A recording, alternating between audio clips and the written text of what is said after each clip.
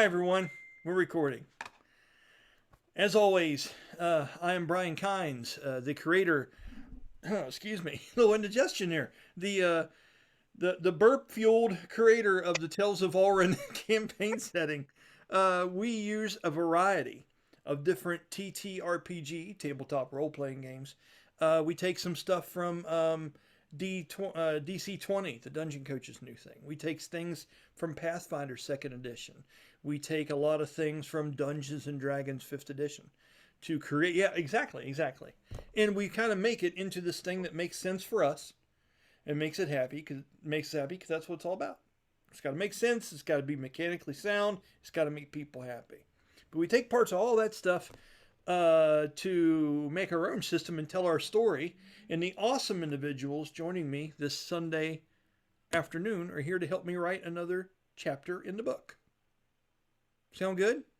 So, officially, this is going to be the 16th episode of Plan B. So it is rolling along. So at some point, we're going to spin back around and catch Plan A and jump into some of their hijinks. We know they've made it back to the city.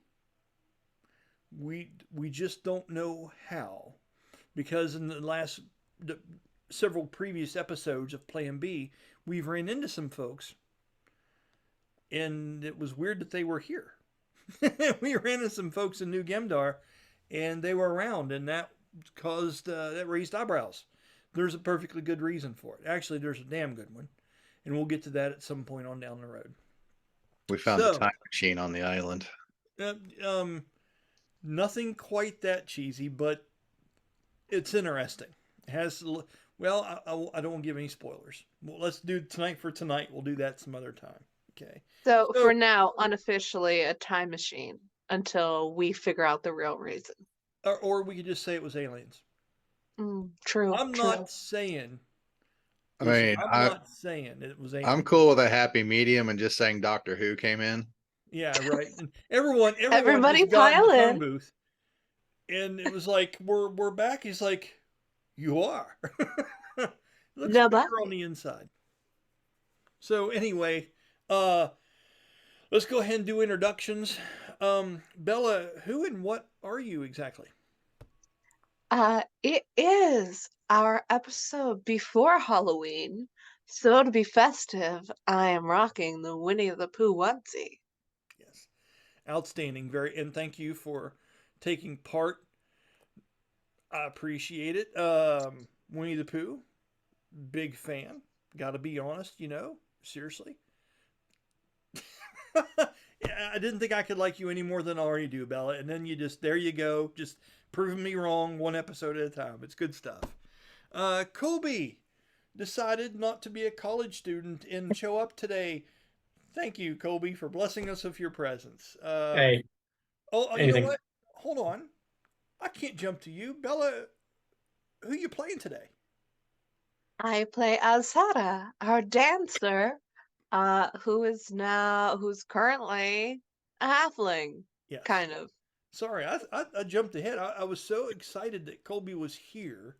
I just couldn't wait, and I skipped you. I apologize, Bella. Nah, it's okay. He's a superstar that you're very excited to see. So I feel like it. I get it. I get it. See, and here's what I like. As I pass out guilt like a stepdad that needs yard work done, I look down, Jeremy's getting the hat on. You know what I mean? So it's evolving into this thing. Oh, shit. Colby, by all means, grace us with the knowledge, buddy. Who are you, and who are you here playing tonight? I am Colby, and I'll be playing Arsin, who is a dragkin and learning the ways of a monk, and while also fighting his PTSD. Yeah, that's fair. That is exactly what it is. Jeremy? Slowly evolving into the costume. It's nice. Tell us about yourself and who you are playing tonight. I will be playing Rok, our rather mysterious Netherscorn Voldros, who has just recently found out that he's got a slight hand when it comes to firearms. Yeah, and you're also big as right now. I was looking through the map and I was like, why is that icon so big? Ah, now I remember. Because sometimes I don't remember. It's been a couple weeks here since we've done this. Because life happens. We're real folks with real jobs and real. So, but Jeremy's icon is twice the normal size because Danny cast an enlarge spell on him so he could walk over the shrubberies to the south. And we'll get there. So here's what we'll do. I'm going to go ahead and open up the battle map, right? And we're going to paint this picture. This will be a little bit of a recap for the folks watching and for the two that weren't able to join us. Also, Danny was on call and did get called out kind of last minute. So, for fun, I'm going to let Jeremy roll the 1d20. That is the Finn kick ass or bust his ass roll. In 20s, I explained something very cool that Finn did on his turn, if there is another turn. And if he rolls ones, I will tell you how he failed all of you. Okay? And Jeremy will be in charge of that dice. Also, No I pressure, love Randy. how the top hat and glasses now indicate why he brought up time machines in the first place.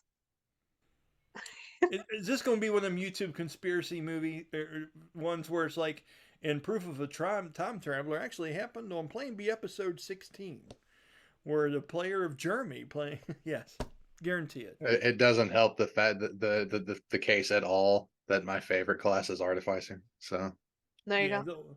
they'll say like that stuffed animal actually wasn't released until 2026, back behind them on the shelf. They'll be like, there are clues. There are clear signs. Right. She has a calendar behind her, but we can't see the actual year, so therefore it's a different year. It was almost phased out on purpose because who actually sits in a corner? Who does that? Only someone trying to hide town.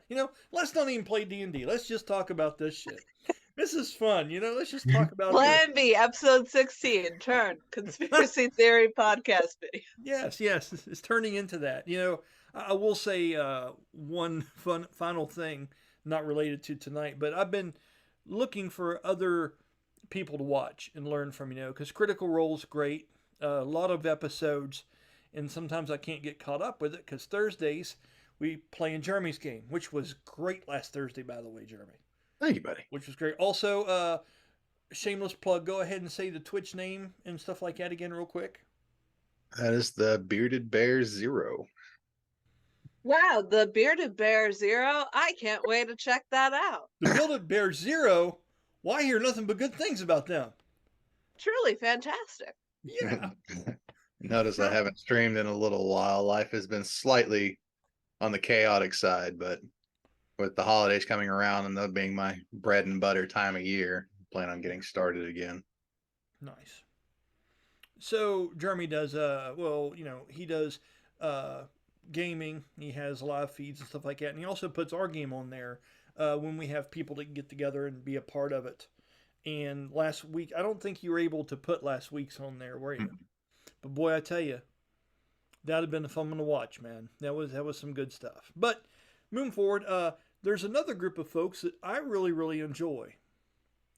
They're called the Glass Cannon. And the characters that are doing this are playing Pathfinder 2nd Edition. And listen, I could just sit around and listen to them talk like this. And they know that. They all have awesome voices. They're a very unique group of folks. If you've not looked it up, and I'm talking to you folks here and whoever else is watching, check it out. I think it's like season 2 of the Glass Cannon podcast show. And it's, I don't remember the name of them and stuff like that, but it's awesome. Really, really cool stuff. And it reminds me of us when we're just shooting the shit and having fun, which is a big part of this, you know what I'm saying? So anyway, now that we've beefed everybody else up, let's do our thing, okay? Right. Might as well throw 2 more in there that I just recently started listening to. And why wouldn't we? If you've never watched anything from the Stinky Dragon, they've got some hilarious stuff. The Stinky Dragon. We got one talking about one of them changes into a plesiosaur to get past like an armada out at sea, cast pass without a trace. He's like, I had a whole naval battle planned. I had parts of the ship that could be damaged. It was a whole fight. He just passed out of the trace on a plesiosaur, gets everybody through. We'll have to, man, this description of this video is going to be lengthy. I'm going to have to put a bunch of shit about this episode. And while you're at it, Glass Cannon, the Stinky Dragon, Winnie the And Claire, Pooh. because she's fantastic. And Claire, because she's fantastic. Hey, Claire, she's like sleeping right now, right? Probably. In deep dreams, like thinking about crunching numbers and being a badass. Mhm. Yes, Claire was awesome, man. Is awesome. But I haven't talked to her for quite a while. We message her once in a while on Facebook. All right, moving forward. So this here, this is where we're at, and these are the people involved currently. Now, if I'm being honest, let's go ahead and show these deserters up here. Okay, so they were just outside of the gate to the north, going around and collecting up different pieces. Now, mind you, the main creature that withered and died was on this platform and had these deep root holes all throughout this stone. Like, imagine, if you will, because I don't have that graphic on here. I created a creature, but I didn't create a beat up version of the creature. Okay, can't do everything. Theater of the mind, people. And where it had rooted itself into the ground, there are these long, deep, almost like groundhog holes that just run all over the place. All these stones are broken half, flipped up on their side, and there's a lot of debris here because Bella's character, Azara, actually used the power of gravity and ripped it free almost completely from this, which broke a bunch of those roots off, but it only cantered it, almost like a hot air balloon that's barely anchored to the ground. It was resisted and was able to get back down. Well, something that we found out that I want to tell you guys is just to the south of that, in this water, when Danny, and this is, we talked about this earlier, Bella, this will perk your interest, okay? When we were moving to the, when Danny's character and Rook were moving to the south, they moved along this bank here and were searching around for clues and investigating and whatnot. And all of a sudden, they saw these little bloated bodies, some of them in the water. And when they went over and looked at them and stuff, it was undeveloped versions of these little saplings, these little seedlings, okay? And as they walk through, all of a sudden, they come bobbing up to the top and kind of rolled over slow in the water with their eyes like wide open and glazed over, where they didn't have quite the chance to develop yet. And their teethy mouths open and just rolled over like this, just creepily, and were looking up. Spooky shit, especially for the Halloween episode, but it was something. Now, that's not to say that there aren't some tadpole ones that are still down in there that could possibly be saved or something like that, even maybe some smaller samples. That's just a thought process because of what you were saying earlier, okay? But we saw the ones that were close to development. When that root system died from the big bad that we killed, that cut off life support to some of these other ones that weren't quite developed yet, okay? So, food for thought. Yucky food. That's why I made the motion. Gonna be diving in there. That's what I'm saying, man. Gotta That's what I'm save saying. the babies. And I'm going to describe that, and it's going to be ridiculous. It's going to be gross, and it's going to be scary, and it is what it is. The way that you described it could be creepy, could also be kind of like, I need to save the babies. I mean, I was like that when I found stray kittens like last week. Yes. I'll send a picture of the mom cat because I couldn't get a picture of the babies. But just like I was like trying to go after and at the little kittens and the mom, I'm doing the same thing to get those saplings. Well, you know what? I get you. But at the same time, if I'm walking by an eerie grove and there's a pond of stagnant water beside me, and all of a sudden little baby kittens come floating to the top of the water. Oh, ew. And they're okay. twisty, All right, got it. They're like, nah. I'm like, I don't know. All right, it's been contextualized in a gross and scary way. Got it. Pet Smart's good. You know, we can do that. So yeah, but Halloween episode. I'm not letting you turn this into a candy cane. This is white pole with death on it. So, But we know we're a candy cane. I don't know why I said that. I just made that dumb shit up. I don't know. White pole with death on it. Candy cane. Candy cane. Candy cane. No.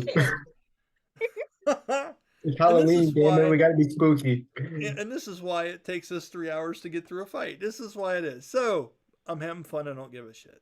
So, these two heroic gardeners moved down to the south and noticed that this labyrinth, this sophisticated decorative maze, was only 5 foot tall.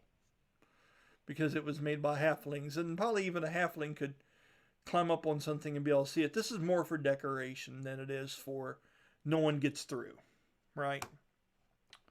Let me add something back here a little bit, please. A little bit of clouds, if you will. Thank you. A little bit of mystique, if you will. And they heard rustling and they saw what? Explain exactly what again that was, Jeremy, that you saw as you guys came down this central way. Did one jump out and like eat another one or some shit? Yeah, explain that to the pacifist up above me here in the video chat. Explain that, please. I see your mouth moving, my dude. You are muted, sir. One of the little ones got curious, decided to do a little bit of wondering, and whatever. Danny called it with like a mushroom thing he did. Yeah. He like ground up some mushrooms and was trying to summon it out. It wandered just a hair too far, and next thing we know, we see a tongue reach out and grab it and chomp, chomp, chomp. Boo. I know.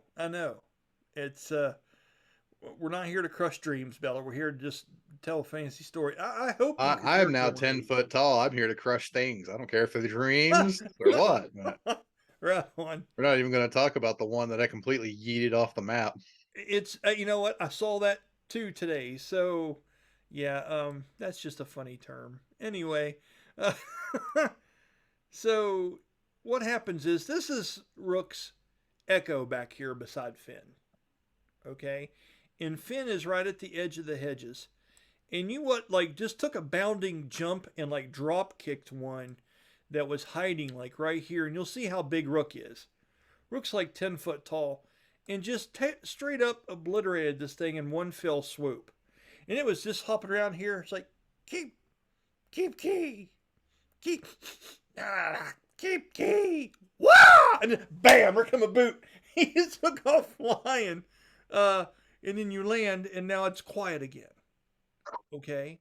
So, just for I'm really not doing this despite you, Bella. This is not that.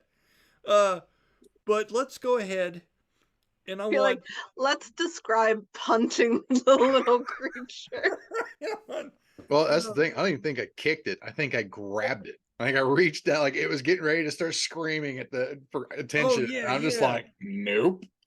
Yeah, and just that is some Looney Tunes ass shit. Well, because he comes into these big old feet, he's like, hello. He's like 10 foot tall and just walking over shrubs, you know, that he damn near could walk over already. But Danny's like, if I'm not mistaken, I think Danny's exact words are like, fuck it, you're big.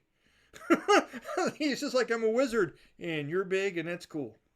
Of course, I'm a kid in a candy store right now because I've been wanting to have enlarged cast on any one of my characters for the longest time. Yes, it is happening now. So let's do this. Bella, I'm going to have you roll 1d20, and Jeremy, I'm going to have you roll 1d20.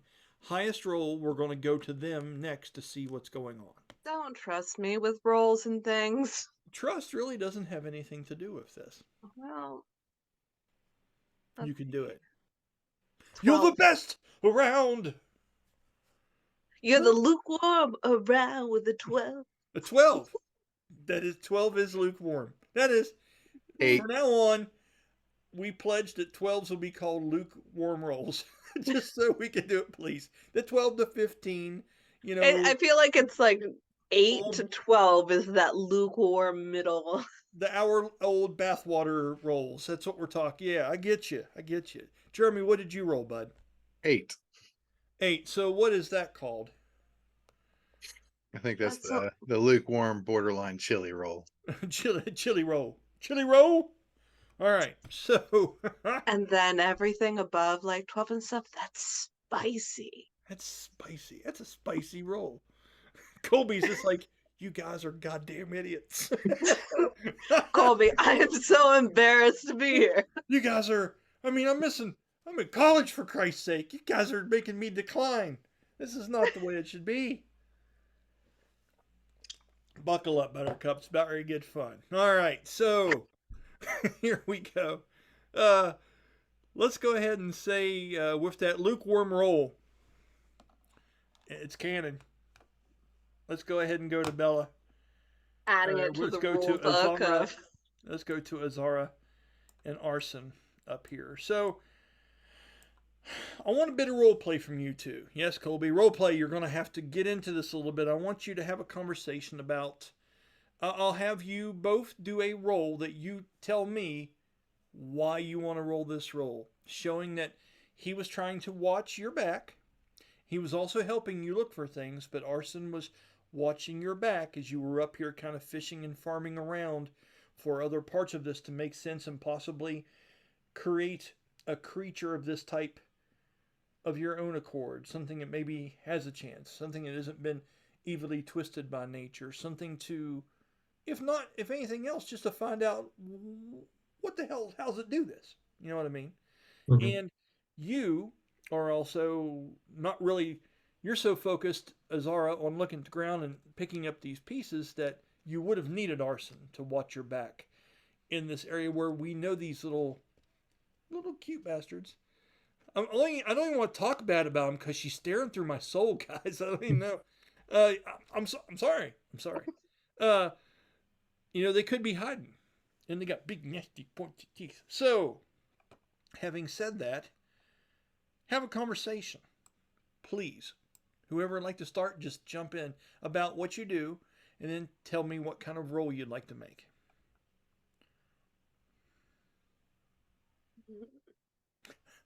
It was my role would definitely be perception, just to make sure that nothing is Awesome. hiding away. Roll your perception roll.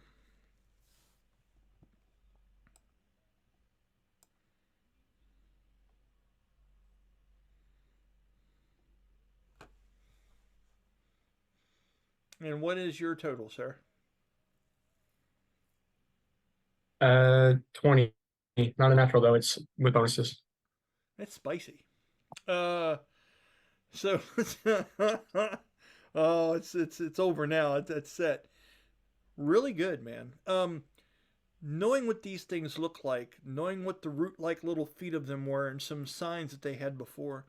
Not seeing any mushrooms, especially the blue ones. You see some clusters of red, to look around them. We believe that by slaying the larger one that seemed to be the boss of these, there was no danger that you could foresee or detect with a dirty 20. Okay? This whole time. Now, Bella, what was Azara rolling? Investigation or nature, or what do you think? Ooh, I was thinking investigation, but what's her nature? Her nature is not fantastic. So investigation it is. And that is a what? That is a 13 plus 2, so a 15. Nice. A 15 is better than average.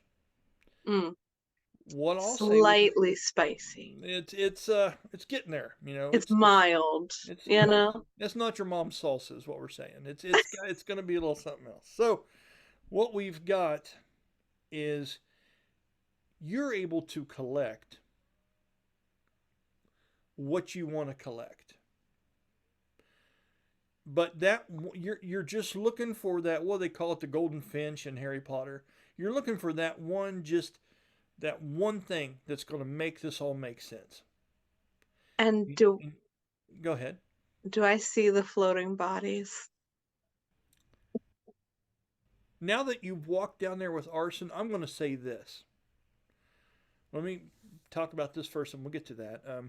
You're able to collect plenty of pieces that make sense and show the existence of not only the smaller ones, but that bigger one. You collect a couple of those dried up wooden, like acorn like teeth and stuff like that, and some different parts of it. You can see a withered mushroom cap that looks like maybe where it was one of those eyes that were lined up on its head. You've collected different parts. But when you walk down to the south, Arsin, uh, you automatically remember from earlier that this water would have been fresh at some point, but there was something that's been blocking it up. You see it, this is something that naturally forms from the water that runs down the mountains from the snow peaks. Okay? And because this place is constantly warm, it creates an area where water flows through here. Something has blocked it up and stopped it up, and this water's grown stagnant here. And when you look over and she's investigating and you're looking around with that natural 20, you kind Not of. natural. Oh, sorry, dirty 20. Dirty 20, yes. Unnatural 20.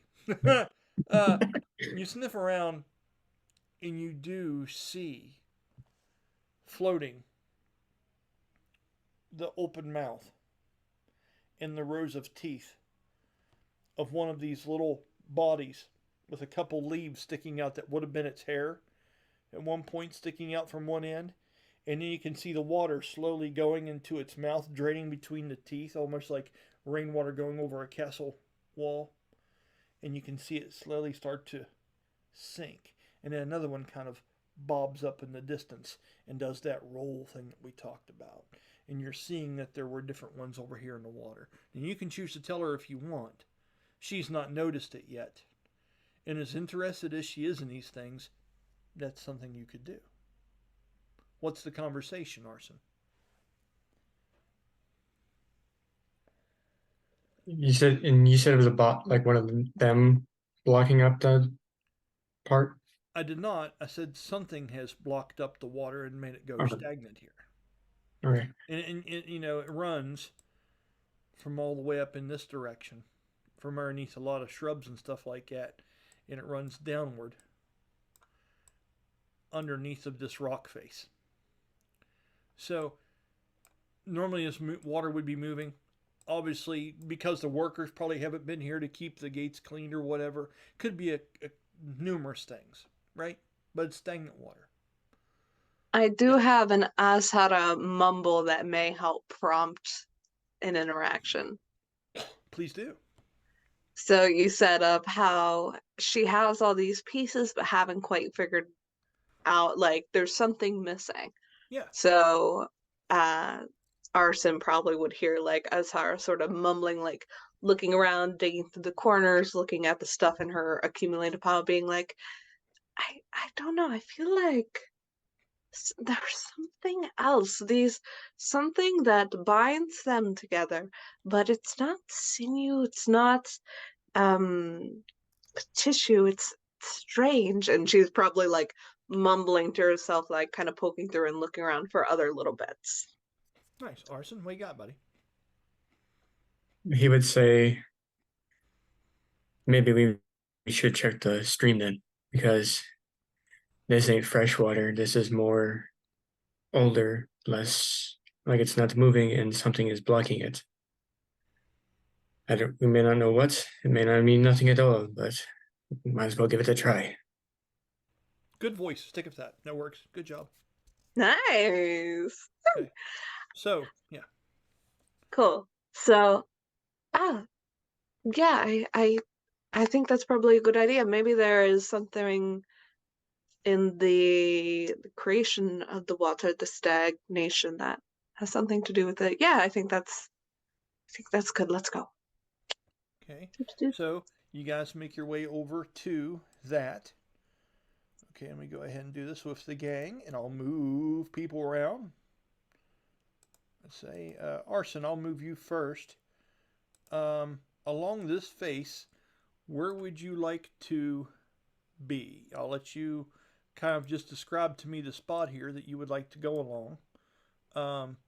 You can go up this way, all the way along the face of this. You can go up and stand behind a statue, get up on a rock, be in this low clearing. Where would you like to be positioned, sir? Well, how tall is that rock above him? Right here? Yeah. It's only about a foot higher than the ground, and then it kind of goes into the water and works like a dock, and it disappears down to the water. It's kind of counted at a slope like that at Okay. 45, so it goes into the water from there. You can step up on it easily. Mm, I think he'll go to the rocks by the mushroom instead. Okay, you want to be on them or beside them? Mm, are they slanted down into the river too, or are they more higher up than out of the rock? These are not quite into the water, as you can see here. They're just kind of on the bank side. He'll be on them then. Okay, the highest one would be here. That's going to make you about 3 or 4 foot above the ground. This one here is going to put you about 1.5 foot above the ground. The 3 foot. Which one? The 3 foot higher. You're up here on this one. Got it. Zara, as he's doing that and he's looking down to the water, where would you like to venture to? And by the way, we'll say just for clarity, Colby, some of those floating bodies were right here in this kind of deeper part in the middle, where there's like a little bit of darker water here. We'll say that's where they were. And when you're up there looking down, you can see brown roots that are connected to them almost like umbilical cords. Okay? That are coming from underneath of the platform over here where Big Mama was at. Okay? From that direction. So you only can imagine that the roots have come down through the ground and went here to create these podlings, maybe? I don't know what you want to call it. So, Zara, where do you want to go here, young lady? Is there like a shoreline? Yes. If you're wanting just to go down to the shoreline, you could go right here. It's going to be your most obvious spot. There's a little shrubbery there, but this is like a little clearing. That would be your best way. Okay, she'll go there. And did Arsin mention the thing about the umbilical cord looking things? Oh, no, did he? No. Spared you the details. You guys are here.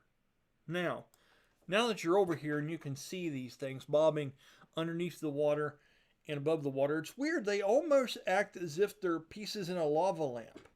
Where they come up, they flip up because they've got that opening. They flip up, their mouth's full of water. They go back down. Somehow it releases. And then after a while, another one will kind of come up. And you can see 4 or 5 of these in this water that are going through this process. You don't know if that means that there's still some spark of life maybe left in some of them. It's yet to be snuffed out, or what it is. But that's the motion these things are going through, is like animate things in a lava lamp. What are you doing?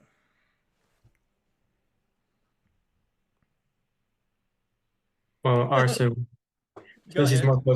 since he's now more close to the water and can see the vines more, he would definitely point them out to Azara, saying, "Look into the water. There's like these vines coming from that big platform up ahead."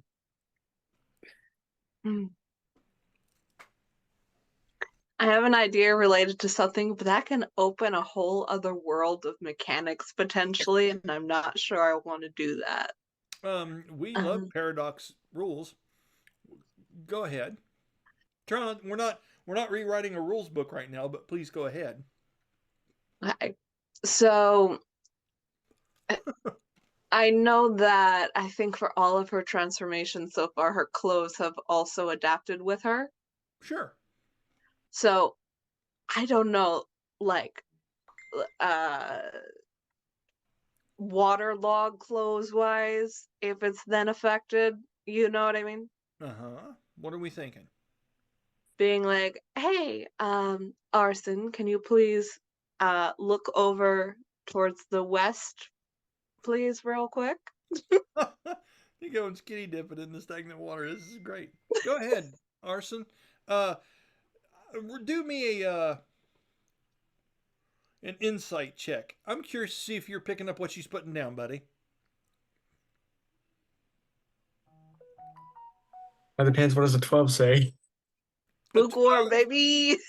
Luke, it says lukewarm. We know what it says. We talked about this. Chermy's just like, God bless. If you would then, describe what it looks like when Arsin maybe kind of gets what she's thinking, but you're not clear. And action. Yeah. He would, out of like a little bit of confusion, he would definitely start looking west. But then maybe it might click when he starts looking west. Then he will focus more on Rook down south. We're gonna get there. Man, that's But this weird. makes it Oh. really. This makes it so funny. So what are you doing, Azara? What are you doing now that he's looked to the west? So now that he's firmly averted his gaze, she quickly scans. All right, path is clear.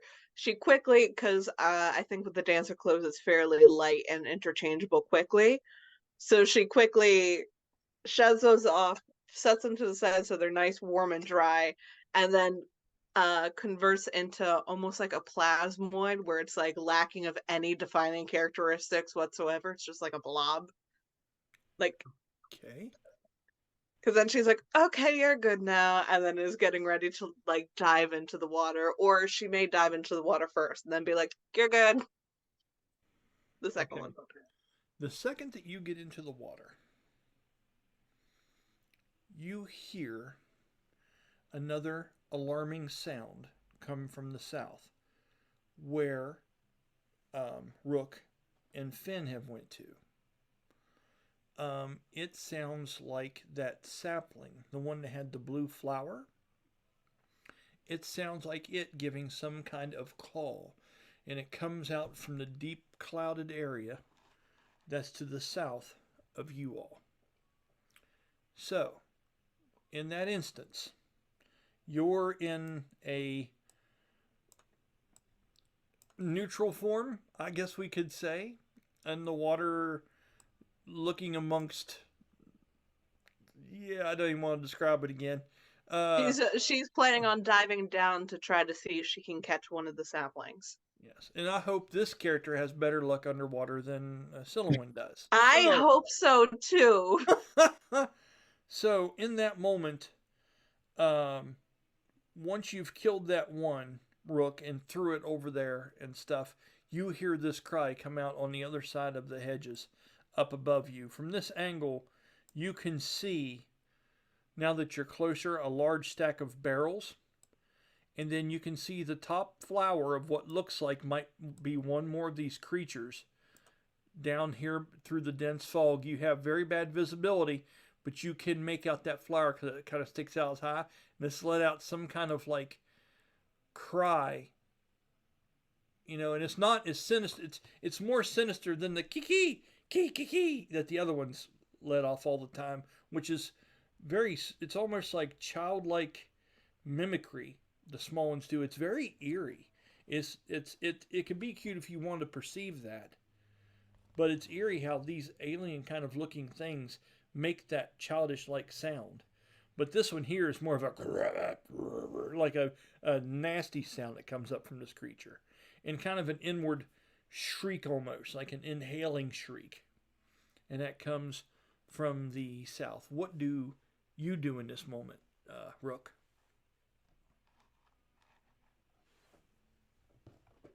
I'm going to attempt Well, that's all we to can do. move forward, keeping a low-ish profile. I say ish because I'm taller than the hedges, even when crouching. Yes, you are. But I'm hoping that the fog will do well enough to keep me relatively obscured. Okay. So, let's talk about direction here. Rook, are you going to step over said shrubbery like this, or are you going to follow the path and go around to the left? What are I'm we going to doing? go to the left and down. Try to get within arm's reach of the barrels. Okay, and I'm going to see what happens. As you step to the left, wait right there for just a minute. Let me see something. I'm making sure I'm not forgetting something.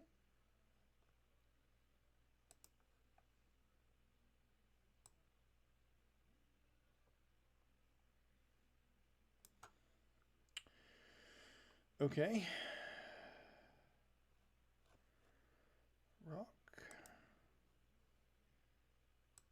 Okay. You now roll stealth for me, please. With disadvantage. Well, but advantage again because of the fog is straight roll. That's fair, right? I'm done with it. What'd you get? Hmm. Oh, is this bathwater? Mm. Oh, Jesus, this is leftovers out of the fridge. This is It jumped sounds- into a dry swimming pool. Oy, Ooh. chilly. Nat 1 Oh, Ooh. for a 3. that's Okay. not jumping into a dry swimming pool. That's jumping into an iced over lake. And where was your end goal? To come up here along the edge, Jeremy? Yes, I wanted to get within arm's reach of the barrels and kind of just. If what I'm looking at is right, I'm kind of wanting the barrels to block me a little bit from eye level view. Yes. As you're walking along and doing this, you get about right here. And as you do, and you go to reach out with a natural 1, you hear a right? And the second you do, one of these little bastards comes up and latches onto your arm as you were so carefully just kind of all of a sudden it just gets right a hold of you, man. And you're just like, no. Right? So let me go ahead and illustrate that moment. Gotta have some fun with a natural 1. So that's going to be number 4. Yeah, it's fun for you, Brian, but not fun for us. It is fun for everybody. He hops out from right here. And I'm going to, it's still pretty foggy out, but you can definitely feel the pain, and you can see that tongue just going around here as it's got his teeth in there like that onto your arm. And it's, it's just cutting loose with that shit. I'm going to do this. Roll me a dexterity saving throw, please. With a disadvantage.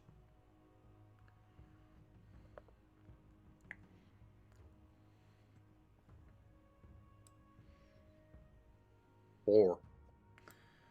Okay, you take. I'm bigger, I'm slower. It makes sense. Yeah, I get it.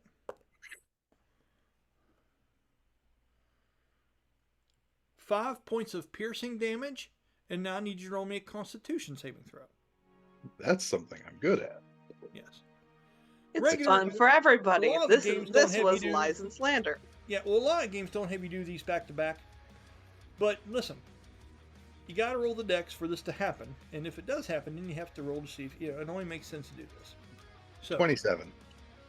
that works out. As you see it do this, you notice and you can feel that this that's got some kind of toxin up along its tongue, because you see like a wet, oily substance is kind of getting onto the leathered sleeve or something of your arm, and its tongue whipping along with those rough edges on the side of it like we discussed earlier. And you take the damage from the piercing, which I've already told you, but there is no poison effect as you're able to fight that back. Okay? Now, Finn. Finn sees this in the background. Okay? Jeremy, I want you to roll me a 1d20 for Finn. Tell me what you get. By the way, your echo has to stay how close to you? Within 30 feet, I would have had it moving along with me as I could. I'm getting ready to move it now. Yeah, just. And tell me what Finn rolls. 5. I mean, no. The answer's no. Finn, you almost swear in just a moment that you might hear laughter, but you can't be certain, like sarcastic laughter. And he makes his way around the shrubs and makes his way down in here, peers around the corner, and just sees the silhouette of you, ha!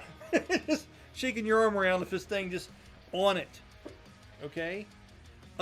With that, Arsin, in that moment, you hear a loud voice ring out, and you can hear this kiki sound attack from one of these saplings, and you can hear, Rook isn't a loud person, but you can hear, ugh! You can hear something come from the larger version of him, and in the distance, through the fog, you can see, you can't tell if he's waving hello or he's signaling you that it's safe to come along, but you can see the large silhouette of Rook through the fog in the distance going like this. What are you? So, with that information, just as it is, what are you doing? Yeah, what are you doing? You see her in the water. And this form does it look like you, but it's just neutral, or what exactly? Can you describe that a little better for me, please? So I sent a cartoon version of it in the group chat. Did you? Okay. Also, oh my god, look at that kitten! Yeah, this is the baby I've been trying to nurse. So, Jeremy Colby, for just, I guess, because this is relevant. So, I'm working towards Sarah maybe having a little, Oh, okay. what do you call it? Animal rehab thing to Menagerie. collect. Yeah, like to collect like a little animal sanctuary, and my in real life reaction to just seeing a kitten, I think shows the correlation a little bit. Because oh my god, look at that baby! And listen, I want to give you that experience in this game because it's all about having fun, right? But I gotta do the thing. You're gonna I have know. to do some work because on I the know. surface, this is ugly. I'm well aware, but look at that baby though. I know. Look at that baby. I know, man. Look at the baby. No, something's going to have to get resolved real quick because I'm pretty sure they're around a whole lot of flammable liquid, and Rook's getting one more time from getting bit before he lights the whole place up. That's awesome. And here's the thing, Finn is gonna be like, well, I think that's a great idea.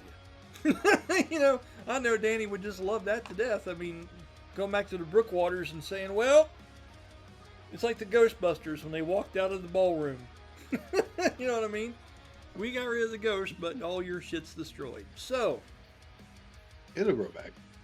yeah, we'll see. Arsin, what are you doing? She's in the water. She looks like a bubble guppy. She is going through and fishing out these things, or starting to get into that area. You see Rook in the distance. Hey man. What you doing, man? Hello. Oh, God. Alright. Arsin will definitely mention to Azara, saying, so either Rook is saying it's all okay, or something is going down, because I have heard him and he is just swinging his arm in the air. That's fair, sir. That's fair. Okay. So, Azara, here's what I'll say. You're just like, but I just got here, right? I get it, right? So, roll me a perception check. No, investigation. Investigation. Okay? And tell me what you get. You are muted. Oh, Jesus. Lukewarm, baby. It was a 12. A 12 is 12. As you're doing this, you're walking around and you see a trail of bubbles coming up out of the bottom of the water. Now, if you've ever spent any time walking through creeks and stuff when you were a kid, maybe as an adult, And you would see, sometimes you'd think, hey, maybe there's a turtle, there's some air bubbles coming up. Or maybe there's something got caught up underneath some foliage, or something is decaying and there's a little bit of stuff that comes up. You see that. And you look. Because it draws your attention. And you see, bundled up,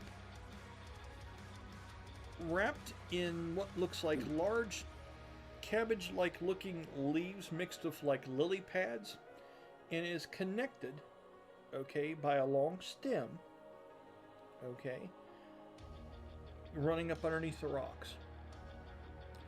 And there's something different about this one that the other ones don't have, where they have these large, almost like grapevine-like roots kind of things running to them.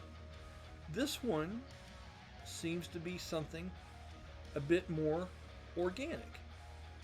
This one seems to be a little bit more vibrant. And have you ever seen lily pads and the flowers that grow on them?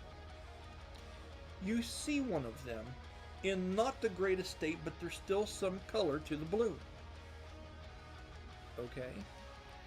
And as you're moving along, you see these large leaves and like this cocoon thing. It's about the size of a basketball. Okay? And from that, you see something roll around and move inside of this cocoon. Almost like an eyelid with an eye moving underneath of it. And a few more bubbles release. What do you do? Let's see. I'll look at my list real quick. Also, Jeremy, it is such a shame that you're slightly blurry right now. Yeah. Oh, I guess. Well, Bella, if you'd stop drinking wine at like 2 o'clock in the afternoon, it'd probably be okay. I do not, and how dare you? Hey, it's Sunday. Did you hear that? Did you hear the cursive in her voice just now? I did. The cursive? Very nice. Am I able to do Uh-oh. This is going to be good, I can tell. my gravity thing, but to make like a little bubble? If you can explain that to me and how it works and make me believe it, I'll let it happen. But I don't know how you're going to make a bubble out of gravity. Meaning getting a section of water that is then having the gravity lessened on it, so then it would then raise. Separate from it, so then it can create almost like a dome of water around the thing. So then it would be sectioned off from the rest of the water. Do you know what I mean? I do. You could raise or lower the gravity on the cocoon itself, Mm-hmm. but that is too far advanced a thing for you to do at this early stage of what you're doing. Because you're talking about reaching into a certain section of water, controlling it with force from all sides and moving, rather than just True. making something. You understand? So Yeah. So think I'm about gonna. Can I in the roll for future. nature then to see if it's a possibility of me disconnecting this thing without killing it? yes, but it's the last thing I'll let you try. Because Arsin is asking what you're getting ready to do. You know, he's letting you know. So, what'd you get? How is that possible? Did you get a 12? I did. Are you rolling a computer dice roller? Yeah. I'm curious. Roll it one more time.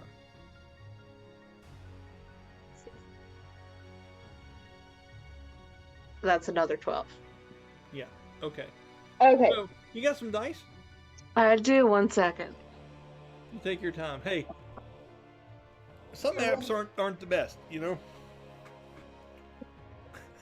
You know, it's funny. I bet you when she looks at that and screws with it later, she's gonna be like, oh yeah, I had it set a certain way, but just right now she's like, no, this 12 shit's weird.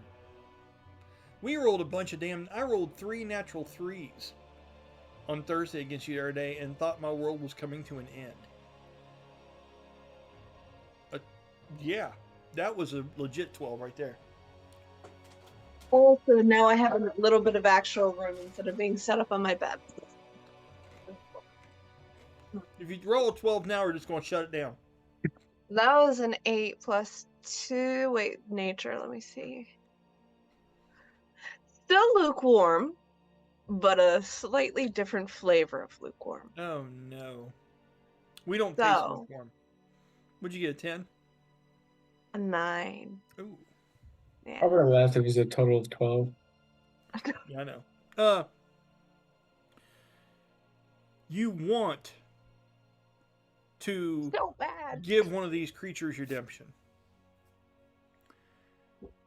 You really want to.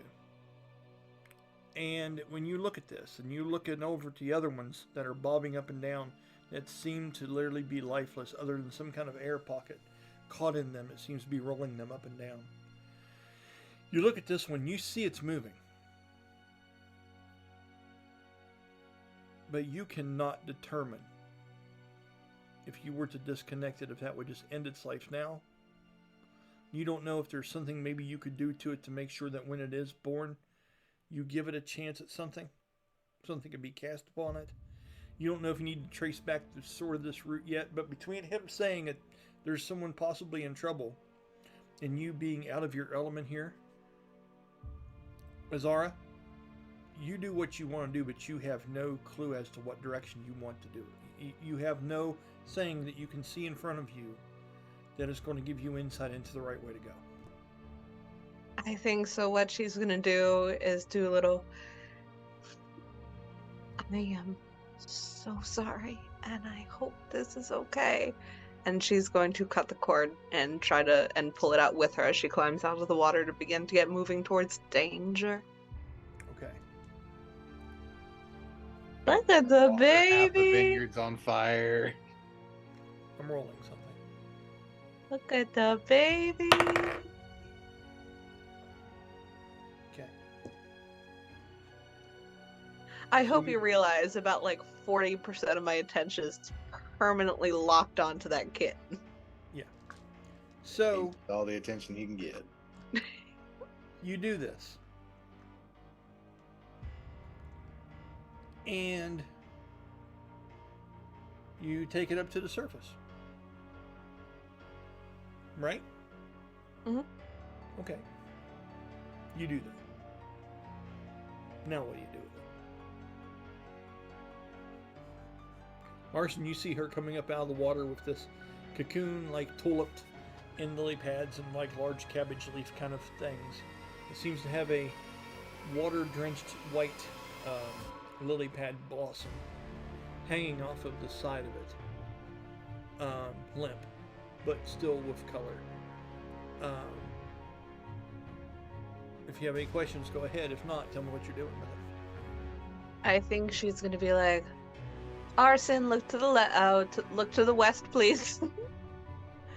And then once he pivots, quickly shift back into her previous form, quickly kind of put on the dry clothes, and then I'm thinking she probably has like a sash of cloth that would be around her waist, like almost like in a dancer outfit.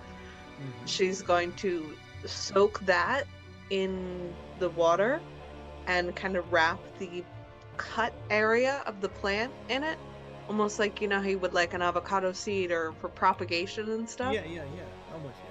And then she picks up the bundle, puts it in like her left arm, and she's like, all right, let's go.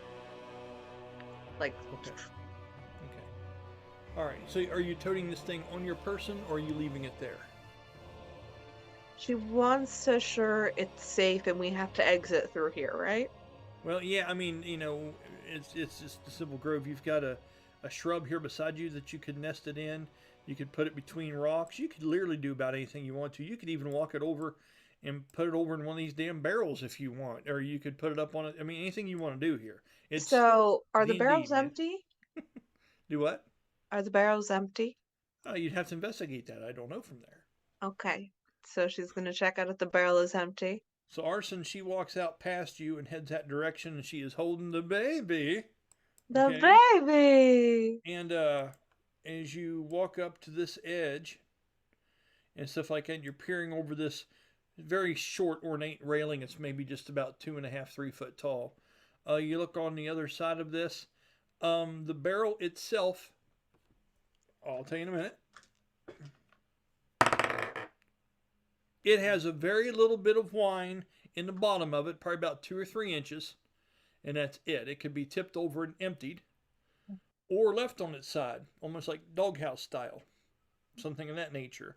The wine bottles and things around it are full and corked, obviously from the barrel. What's in the bottom of the barrel smells pretty nasty. It's been there for quite a while. Big man, I'm going to need your strength for a second. Okay, Arsin, you can kind of determine that she's trying to make a makeshift home for this being, this creature that she has found. Although we don't know if it's even alive or not at this current moment, she's trying to do something with it. Are you assisting her in moving this barrel? Yeah, he's gonna assist her. Okay. You step up. You have to step up on the railing and get up here practically to do it. If that's all right with you. Yep. As you do, you lean the barrel over, and the liquid runs out in between the railings of this banister here, down by around your foot, and a few gnats, very strong smelling of this mushroom that was used to create it.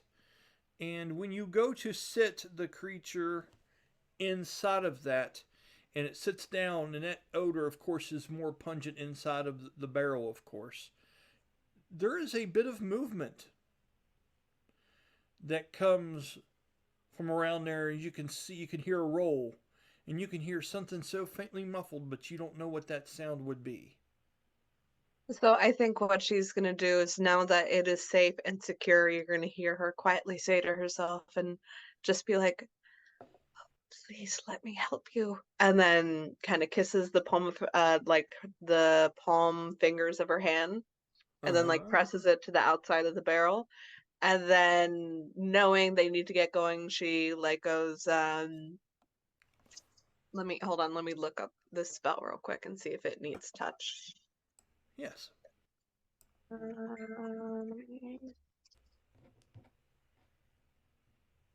No. So it looks like it's just concentration. Can I do expeditious retreat on myself and Arsin to get us to the point of danger? As long as you can give me a brief description. Does it work on more than one person? It doesn't. So it says self. Okay. I can only let work on one of you then, because there are rules to imagination. Yes. So she's gonna grab Arsin's hand and be like, let's go, and cast it on herself, and then attempt to pull him along. Nice. Okay. He's gonna dislocate my shoulder. Nice. Okay. So, what does that give you again, Bella? Expeditious retreat. This makes you move your ass, or what is it? The spell allows you to move at an incredible pace when you cast the spell, and then as a bonus action on each of your turns until the spell ends, you can take the dash action. So I guess she's dashing without using an action. That's great. That's awesome. And what's the duration of that? That is concentration, and it is up to 10 minutes. Wow. Okay, so you can make it all the way across here in a big hurry. Okay. Arsin, I'm going to give you an extra 10 foot of movement because she's pulling you. But that's going to anchor it. So really what you're going to be able to move is your regular movement plus 10 foot is what you're going to end up looking at here, which is, I think you're at 35 because we do dexterity modifiers to movement in my game. So I think your regular movement was what, Arsin? 35? No, it's 40. My regular is 40. 40. You can move 50 foot. Do you want to go right over to the bushes, or do you want to go straight down the middle of the gate here? What are we thinking? Because that's the thing about a bottle rocket. You got to aim it. About the dash? Yep. Where you want to end it. Where you want to end up. You want to go right down through the gate, or you want to run up to one of the shrubberies? How you want to do The this? most direct path towards Rook. Okay. Right through the middle of the gate. Got it. Okay. That kind of speed, I think she could just run through the shrub. Yeah. Better run through the shrubbery. Okay. I'm sorry, I had to do that. It's too catchy not to. Through the bush, run get- for your life. I don't know that one. Let's see here. Okay, so got you two here. Let's move you in a little bit further. I'm going to give you even a little bit further. I'm going to run right up to this blockade here, dead end, okay? So, Azara. Wham. I'm going to put you there. Arsin. You're behind her. That might be a little bit far, but for expedience, this works out really fine for me. It doesn't hurt my feelings a bit. Okay, let me move Arsin to where he's behind her. Look at that. 3D, 3 dimensions. Okay, so in that, now you can see somewhat clearly, because it's only about 15, 20 foot from you two.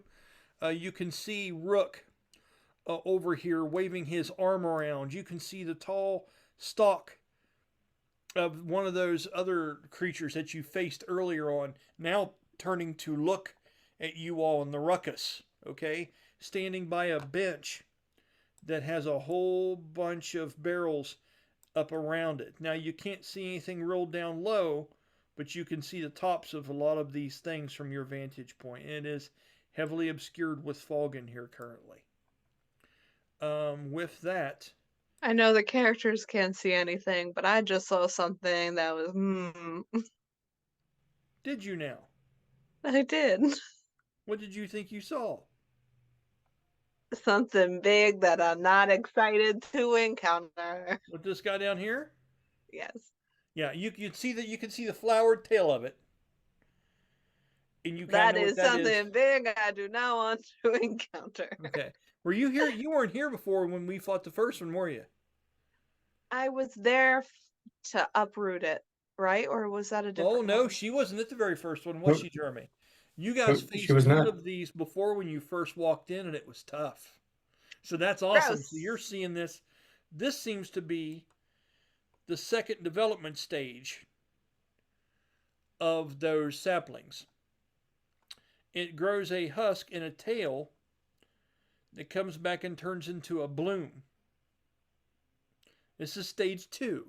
So that's what you meant by the one with the blue flower. I wasn't sure what you meant, but I thought it was a detail I missed. Nope, you weren't here for that episode. So I was not here that's for awesome. that one. I like your No, she genuine was not. response. That's cool. She was not here when she kicked me in the gut to wake me back up, and she wasn't there when it ate me. Yeah, it could actually eat. It had arson in its mouth, trying to devour it. And it also did a thing where it shook out sleep petals from its flower and put Arsin to sleep. He was having a nightmare, and you had to go over and use your dancer's kicks. And you did like a kick on him and hit him to wake him up and cause like damage to him and shit. So, And she also kickstarted my armor with it too. at this point, it is time to roll initiative. And something completely related to the dancer kicks thing is we're putting a together routine for the holiday ball, and one of my moves does involve like a leg extension kick thing. So even in the dance that I do, I'm like, oh, okay. I guess that makes sense for kicking somebody awake. Yeah, that makes sense. So, in our system, you're doing a 1d20 plus your proficiency bonus if you're proficient in the thing that you're trying to do on your turn. So if you're attacking, and you're attacking with finesse or quicker weapons, you're going to be doing the dexterity plus your proficiency bonus. If you're trying to come into this combat and you're over there trying to build a slingshot so you can shoot somebody, that's different. You know what I mean? So everyone give me an idea of, well, let's just do it this way. Do you guys want to do group initiative, or you want to do individual initiative? It's where you shout out a quick plan of attack all together, or do you guys want to take your individual turns? Oh, I rolled forgetting that group initiative was an option. No, don't worry about it. It's fine. Okay, because I would prefer to do group initiative. Okay. What about the rest of you? Do you guys want to come up with a plan, or are we just going at this? Well, at this very moment in time, I don't think Rook knows they're there. So Right. Yeah, if I they was wanted to do thinking- group, it could be them and then me. I don't think That's even true. Finn knows we're there. Let's just do it individually. Let's just for this time around, okay? So here's what you're going to do. In the group chat, I want you to I'll give you guys a minute here to give me your dice roll and then give me a rough estimate of what you plan on doing on your turn. What your plan of action is, your POA, okay? And I will start that time now. What do I add to it again? You add if you're proficient in what you're going to be doing, you add your proficiency bonus plus your ability modifier. Damn, I have to think and create a plan, huh? Yes. Okay. Because I rolled a 3. Okay. So I need to figure out something. I got you. And while they're figuring out, don't pay attention to me. Do your own things. While they're figuring that out, what they do is they're going to come up with their individual plan of actions. And the reason they do this is because if they have to completely change what they're doing on their turn, they have to use a refocus action to spend to alter their plan of action. That's something we're going to get into more when we come up and develop our next stage of our own the Tales of Ulran TTRPG system. That's going to be a thing. So, I give. By the way, them- I love the way you're talking about it. Yeah, Because you sound like a quiet sports announcer. they're making a very confident move. The pawn is moving up to spot number 7. Par 4, third stroke. Wins by heavy out of the west. And what we see here is they then have 1 minute to complete the Yeah. planning for their attack. What happens is, if they take over that minute, that's kill them, and then they get a -1 to their initiative roll for every extra minute it takes them. And that could possibly put them in a different spot in the order. Okay, Jeremy, you're keyed in. Colby waiting for you. Bella waiting for you, and your minute is almost up. I'm just gonna fireball it, Okay. what I can see. Okay, and what about you, Mobley?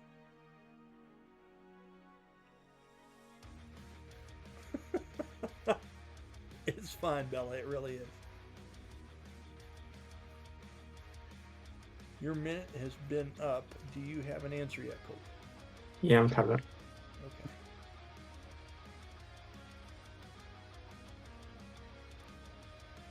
Okay, with that, I'm going to go ahead and tell you what these other guys got.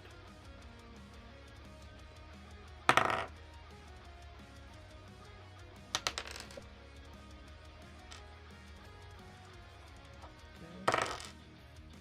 Oh, wow. Dude, these guys suck.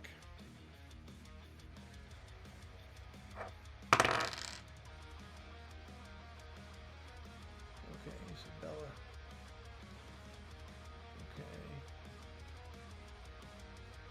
Okay, Jeremy, what was your roll?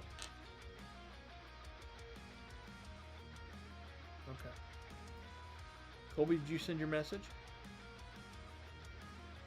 Yep. Nicely done. Okay. And what was your roll? Your initiative roll? 13. What was it? 13. Okay. You are getting a 12 because it took you over the minute and allowed time. Okay. So, Azara, you had a 3. And what were you choosing to do here? You never sent it to me. Because I verbally said it. Okay. So, and what was you said 3, and that's going Viable. to be it's going to be your what's your spell casting ability? Is yours charisma? Let me so. see. For a dancer, I believe it was, but I'm not sure. Yes, charisma. Okay, so you got 3 plus your charisma bonus plus your proficiency bonus. What is that total? So 3 plus proficiency is 2 plus charisma is 3. So 8. Got it. Okay. And Rook, whenever you can, tell me what yours was. My initiative Uh-huh. is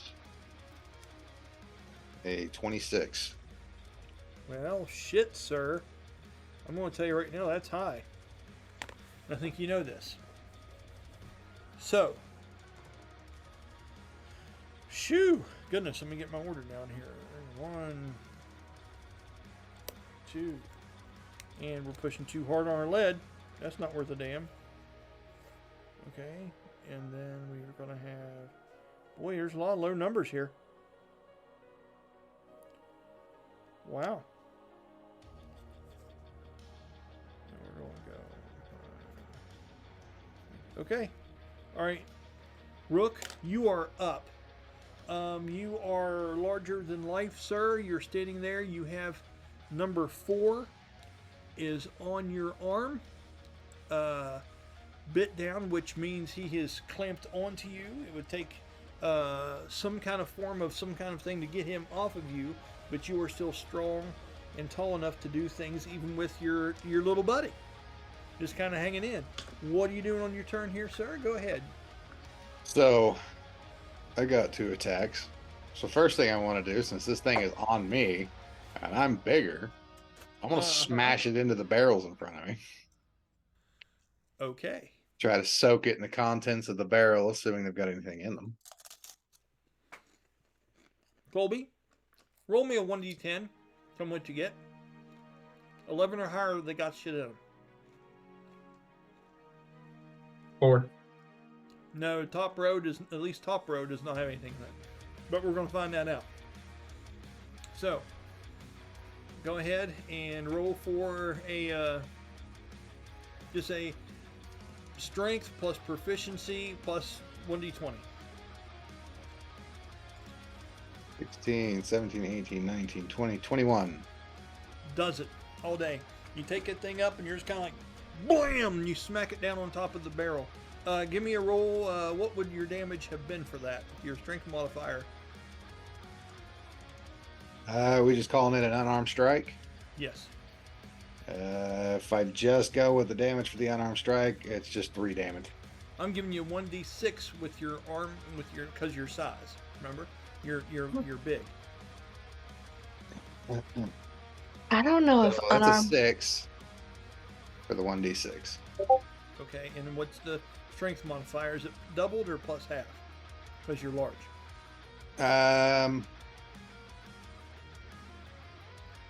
That's a good question. To me, I'd say at least add half to it, round up. So 9. Got it. So 9 altogether? Yep. Okay, 9 points of damage. And as you slam this thing down, just, Bella, was there something about this action that you wanted to say something? I'm not sure if unarmed strike is more or less accurate right now because he has something latched onto it. True. And here's the thing. If he were punching up, it would be against him. He's bringing it down almost like a splitting maul. So I'm giving it a little bit of that extra weight and oomph. So, and here's the thing. The damage isn't for the creature. It's for what he's doing to the barrel.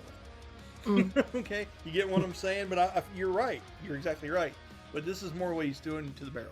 Okay? Going to karate school with this thing attached to the bottom of my arm. Yes. Well, the way that my brain was interpreting it was unarmed, where it's like, oh, well, technically he's unarmed right now because he has a creature latched onto the end of it. That is actually very funny because you are not unarmed, sir. You are, yes, very, very good, man. That was awesome. Sorry, the technical side of me had to jump on that one quick. I apologize, Bella. Oh, goodness. So, that much damage coming down. You smash that barrel, okay? And the other ones go rolling off the rack. But it is an empty barrel. But nonetheless, you deal a heavy hit to number 4, and I need to do a Constitution to see if it actually knocks or dazes the sucker and it lets go of your arm. Okay? and it fails. The creature is no longer attached to your arm. That is one attack. What are you doing now, sir? You're still on the other side of the hedge, and now this creature is down there laying about half cuckoo in a broken nest of like rib cage like boards and stuff from this barrel that you have broken through the side of. So that's the case. I'm still going to pick up something and throw it. Because my original plan, if I couldn't get it to come off of me that way, I was going to grab it and throw it. But since it's off me, you said the barrels kind of went spilling out. Yeah, like we're going to say that they, like these three here would have rolled down this way, maybe hit into this hedge and rolled this direction. Okay? But these top two, the top one here would have flipped over on its top, been laying here. But this first barrel is the one that broke open and is now laying right here in front of you on the other side of that hedge in shambles with this creature in the middle of it going, Yeah. I want to grab one of the other intact barrels within reach and chuck it at the big creature. You're Donkey Konging it. You're literally Donkey Konging it. That is, it's a D&D first for me. I'm not going to lie about it. And I know I'm I keep hoping on one of these saying have D&D. alcohol in them. It's not D&D. It's just a force of habit because we're used to play it so much. But this is a first for me. Can you tell me what that sounds like? You're like, no, man. I don't want to do it. So, you pick up the barrel. We're going to say, okay. How many attacks? You get 2 attacks per round? Yep.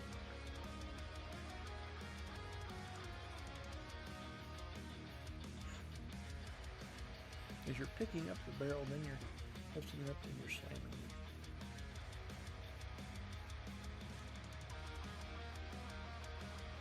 I'll let you do it, but you're only going to have half your movement left when you're done. Oh, that's fine. I don't plan on moving. Okay. Go ahead and do a strength check for me, and let me know that when you reach out to grab this other barrel, because this one is actual full. And is that an advantage since I'm big, or with favor, rather? Well, here's the thing, and this is debatable, so you tell me. I have my own way of thinking about this, right? So if we're giving your damage bonus plus half, right, then your modifier to throw should be plus half as well, right? Let's just stick with that. I think that's the truest form, because you don't want to give it on both ends. You know what I mean? Because we're going to give you damage for this. That makes my modifier 3 instead of 2, which gives me a 19. A 19. You're actually able to pick up the barrel with both arms, and you're holding the sucker up, and you're looking at the little holes in the liquid running down the sleeve of your nice outfit, and you're just like, motherfucker, Tell me what this looks like, Jeremy, and tell me what it looks like. It's going to be a whole lot of, hey, ugly! And he just chucks the fucking barrel at the big thing. Okay. I want to watch that barrel explode and just pour. Because it's going to do, in my mind, one of a couple things. Yes. It's going to soak this thing in the wine that these things are absolutely nuts for. Yes. And 2, I'm hoping it's got a decent alcohol content. Yeah, so we got 5, 10, 15, 20. What'd you roll again? 19 for the strength check.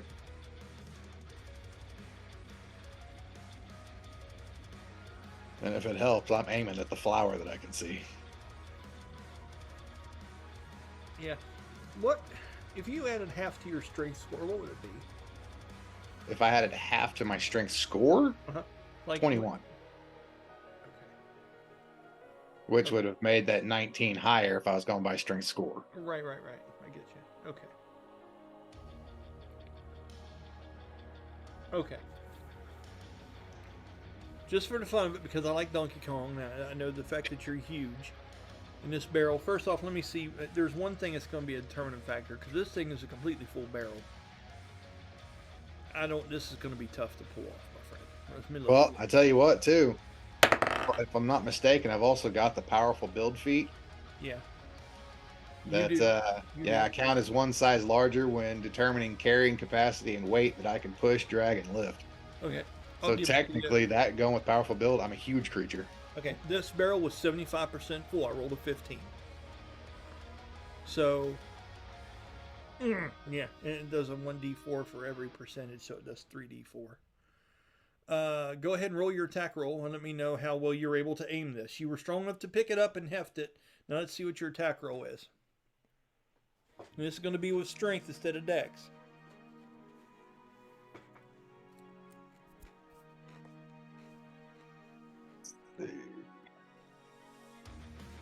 Now, you said I get, with being bigger, I up my strength score, correct? By half? All right, so that would give me a +5. That's an 18. 18 hits. Here's the reason. Yeah. It can't do any, there's no weapon defense against this. You're hitting, the only thing you got to get through is past its evasion. And a 10. That's it. And you did that easy. Okay? So as you throw that barrel, the little one that's still down in here clinging on to whatever piece of life it has left looks up and just sees a shadow of you over like over top of it, and it's like, ah! You throw this thing, goes flying over the bench, over the hedge. You're going right at the root ass of this thing, right where the flower petal touches the back end of this thing that's getting ready to chuck it. The barrel's 75% full. I want you to roll 3d4 plus your strength modifier damage of this creature.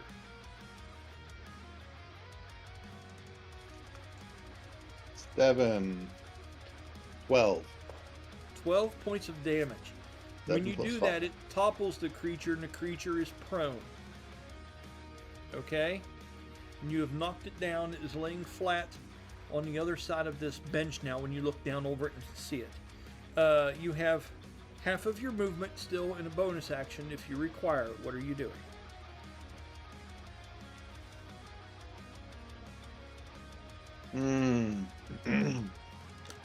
I am going to hex the big creature. The one you just hit. Yep. Use Okay. my bonus action to hex it. And what's the hex do? Until the spell ends, I deal an additional 1d6 necrotic damage to the target whenever I hit it with an attack. Was that you? And I Just can you or choose an everybody? ability when I cast the spell. I am going to give this thing disadvantage on dexterity. Okay, so let's do it like this. Let's do it like this. Let me see here. Let's do this. Okay, just a minute, sorry. Messing with something here real quick.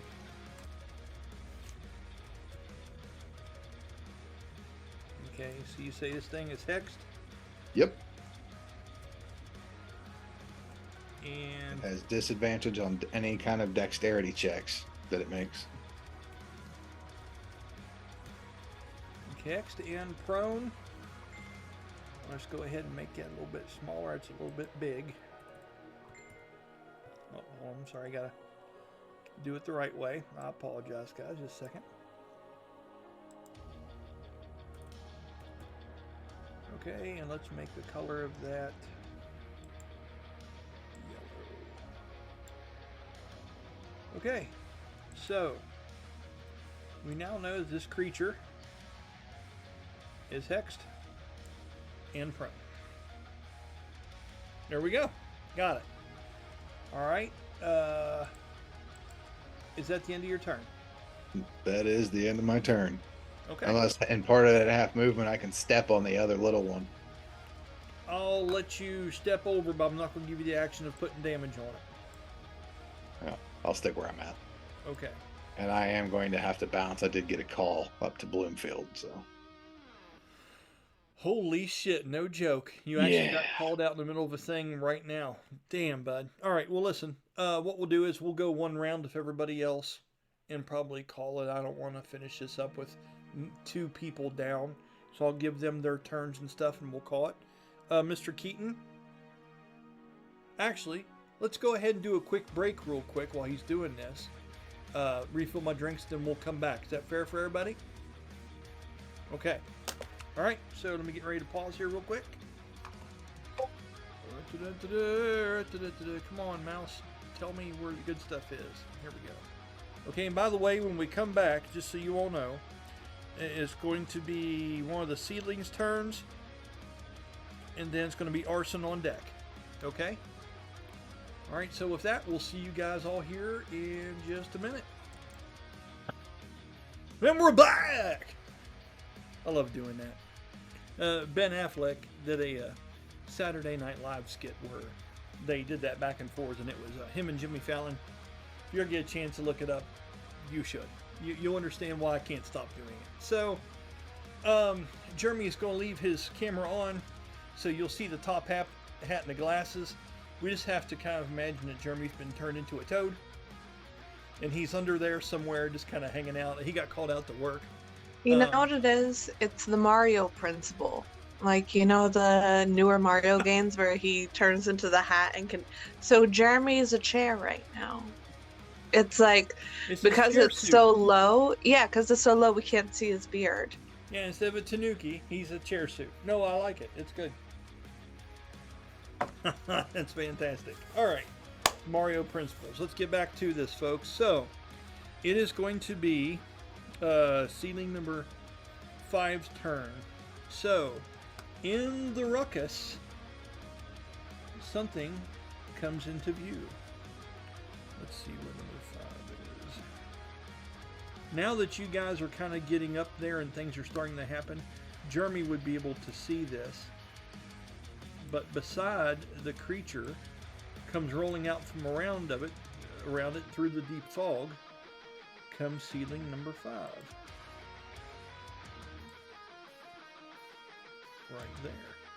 Right there he be. And with that barrel that has come crashing down and fallen on her, I'm going to say there's a liquid spill, and there's going to be that liquid all over the place. I'm going to roll something to see how this creature reacts, because there's a couple things that could happen here which are all very interesting because of what Jeremy's created.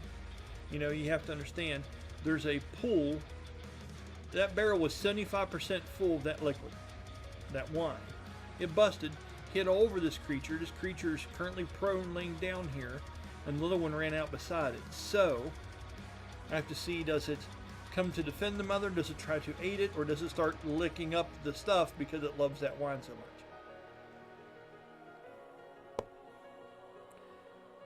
With a natural 1, the creature just runs over and just starts lapping up the wine off the ground and doesn't do anything else on its turn. That's just how it works. I'm going to say it's about right here. Just to represent what exactly is going on, let's do this. Around sapling number 2, let's add something here. Just 1 second. I'm thinking, what are we thinking? What do you think the color of this wine is, guys? Is it kind of like a burgundy kind of color? What are we thinking?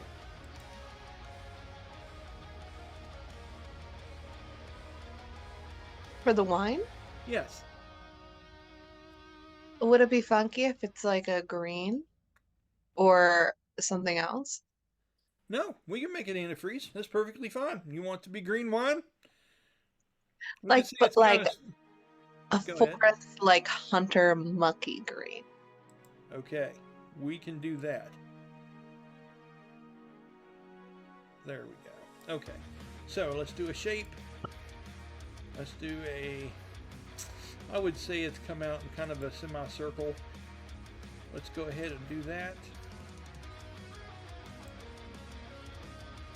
Okay, and the shade is what's making it look that color. I apologize. And let's go ahead and go D4. And let's stretch that out a little bit, shall we? Make more of an oval-like spill. That is covering her and this area. Okay, let's reduce the transparency on that. And that's going to be, it's very foggy, of course, but that's going to be where the wine and stuff has fallen all around this area here. Okay. So let me rename that as wine. Enter, and there we go. Okay. So with that, the creature, the little one here, number 5, just licking up the mess, man. Just could not give two shits about anything else. With that, Arsin, it is your turn, sir. What would you like to do? He's gonna show off his little monk ability. Okay. Is there such thing as a little monk ability? I think you're all pretty epic. Yeah. What are you thinking? He's going to use what he is calling Shape the Rain Cloud, which is essentially the create or destroy water spell. Wow, that's awesome. And this is, we all know about the different kind of class you are and stuff like that, but this is going to be neat for them to see you starting to use some of these moves. So, explain to me how that works in this instance and what that achieves. Or what you're hoping for it to achieve, we should say. Well, it says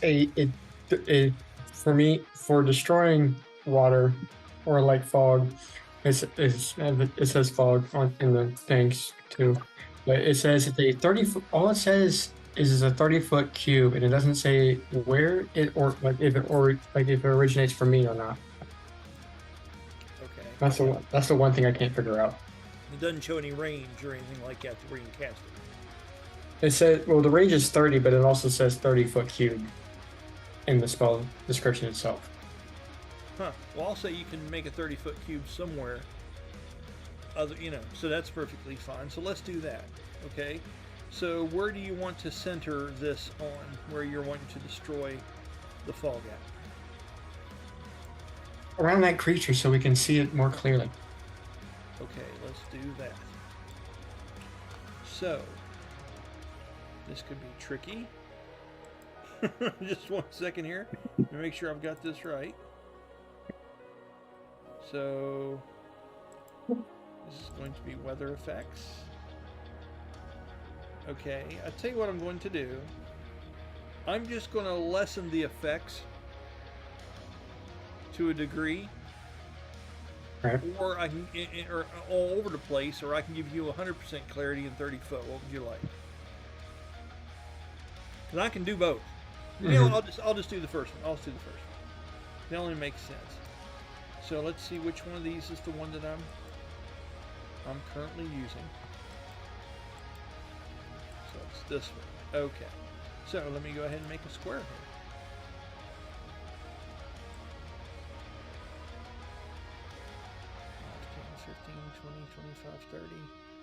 5, 10, 15, 20, 25, 30. Right there is what I like. Okay, edit. Okay, a second, edit, and cut. Bam! How easy is that? You cleared her up, bud. That's what you can see. And as you see that, you see that this creature's got a bunch of them little mushrooms hanging off there, and another little creature comes into view. Make sure I'm doing this right. So you've got number 5, number 4. Let's see here. You got number 4 was in the barrel. No, that's it. No, that's it. So if that creature wasn't visible already, it would be now. But now anything going in here doesn't have disadvantage. You have full visibility of the fog being moved out for a 30-foot cube. Okay? And was that your major action or bonus action to do that? Yeah, that was my major. Okay, you have a bonus action, do Flurry of Blows. Can you do that yet? I don't think so. Okay. Maybe. Well, you have your movement and other stuff too, so where would you like to move, sir?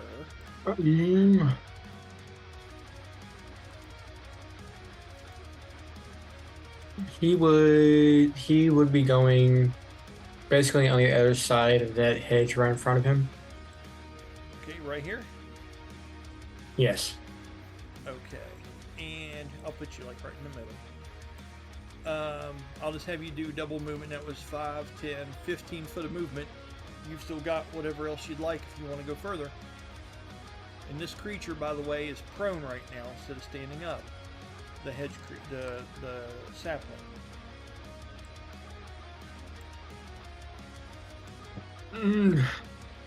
I think he's going to keep his distance for right now. Okay. And bonus action for anything at all?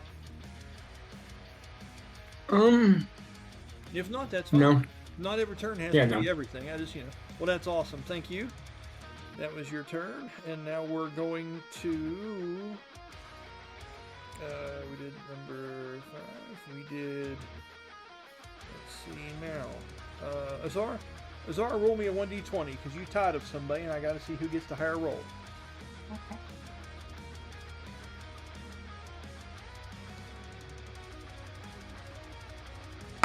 Well, You did not succeed.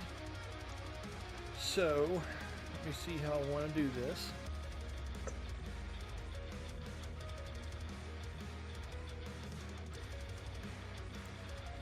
Okay, just a minute. Mr. Coon.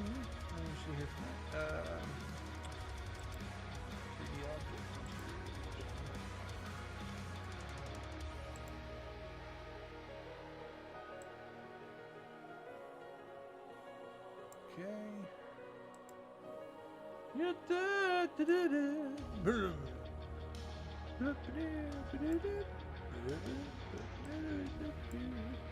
Got it? Okay, and now it'll be your turn. You are back here, kind of hiding out on the other side of that shrubbery. You've got the barrel getting flying. You see a little one come out and start lapping up the wine that's off the ground. Just loving that shit. Just, what are you doing now? Is there wine on the big guy? Yes. Can I firebolt him? Yes, you may. How many fireballs do you get? As per... Let me see. Firebolt, because it's not a fireball, but firebolt. Yeah. And I think it's just one. Okay. Please don't Let's smack me in see. the back of my head. Huh? Please don't smack me in the back of my head. Let's see. Yeah, it just increases damage the higher levels you get, but just one, it looks like.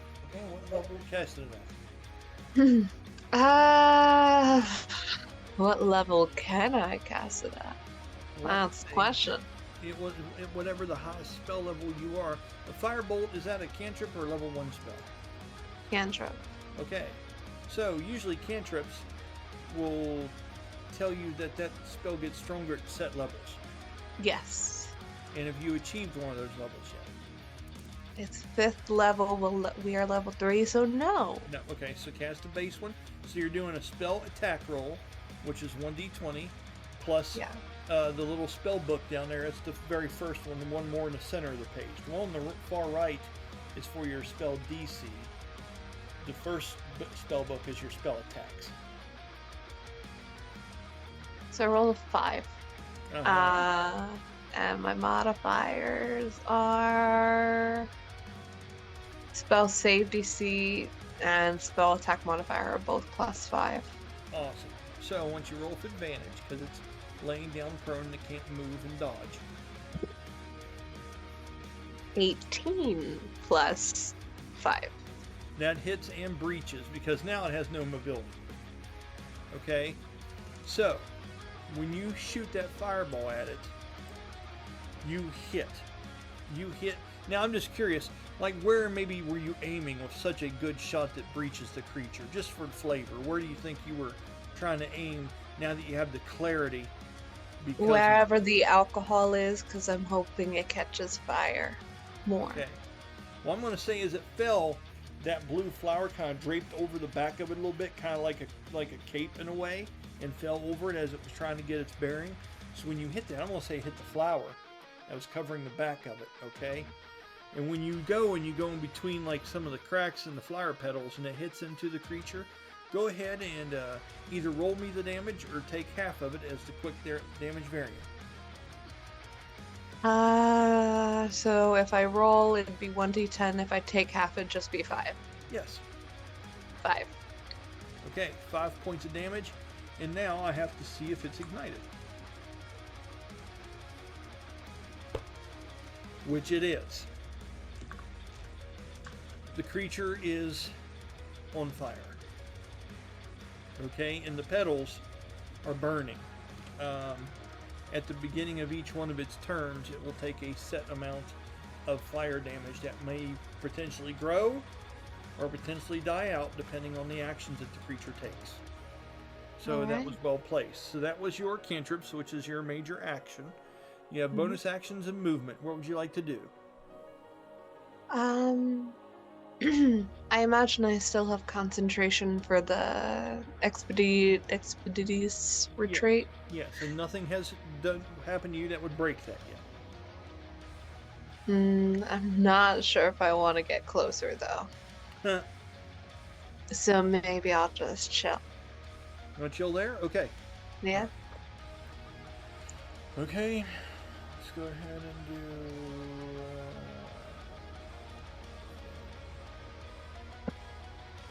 Okay.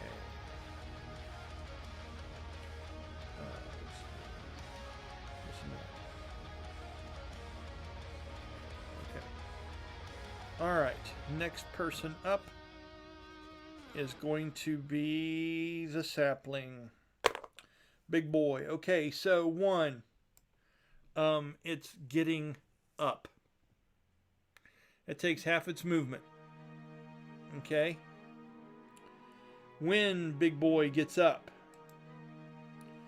and realizes that it's covered in wine and is currently burning, okay? It goes over here, guys. Oh my God. Bella, I'm sorry. He uses a lair action. And that one that didn't come to his aid, that turned over and was just licking down on this stuff, he bends down and eats it in one big bite. You don't even have time. You can just see the legs from the other side, and you can just see it go. Let's go down and take it. And number 5 It's the circle of life. is no more. Okay? I love the graphics. This is fun for me to do this shit. Okay? As he does that, you can see smoke and things start to steam up out of the different nostril holes that it has around the head. And it turns to you all and blows out the explosion in Arsin's direction. You gave me the idea from the Mario Brothers shit, okay? This is your fault, Bella. This is all you, okay? So, the creature... Sorry, Colby. And probably myself, because I'm right behind you. Okay, so, let me do this real quick. So, we're going with it. It's shooting out this explosive breath. Okay? This man cannot get a break with these things. I know. Dude, life is a motherfucker, huh? 5, 10, 15, 5, 10, 15. Bam. Got it. Let's go like this. There's my area. Okay, that goes into the spells. There's breath. Okay, so now we got to turn this bastard and make it work for us.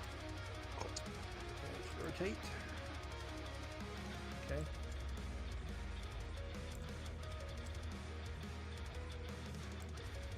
Okay. Well, first I'm going to move him up there to do that, so I need to make it connect to him first, then I'm going to do it. Just 1 second, guys. Just trying to give the effect. There you go. Looks like he farts it because I can't exactly turn them around and show them the back of it. But, you know, these things are what they are. So he's moving up there with just half of his movement left. And he's burning the shrubs down, turns around, just blah! And when it does this, like pieces of that burning one that was inside of it come flying through the thing. And you know, remember, these things let off explosions. So that's pretty much what it's engulfed. Okay? And it's releasing that back out. That's the chemistry on this. Arsin, I need you to do me a dexterity saving throw, sir. For half or full damage.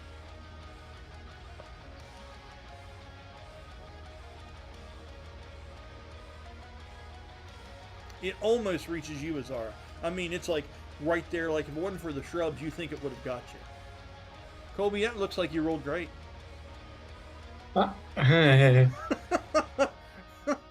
Face Lukewarm or chili? Right. chili. We're face first into the frozen over lake. Nice, bud. And natural one? Yep. Very nice. Not nice. I mean, Okay. Oh, don't worry. This man has been put to sleep by it. This man has been eaten by one. very nice for Brian. Doesn't work out for us.